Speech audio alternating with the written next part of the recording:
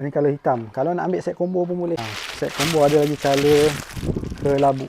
Army Green Microfiber 175 GSM. Kira microfiber eyelet. Dari depan dan belakang. Ada satu logo di sini, logo brand lah. Brand Edo. Tengok di bahagian jahitan. Jahitan sangat-sangat kemas. Bahagian tangan lah, tengok di bahagian luar. Dalam. Di bahagian bawah. Luar dan dalam. Dia memang jenis yang cepat kering.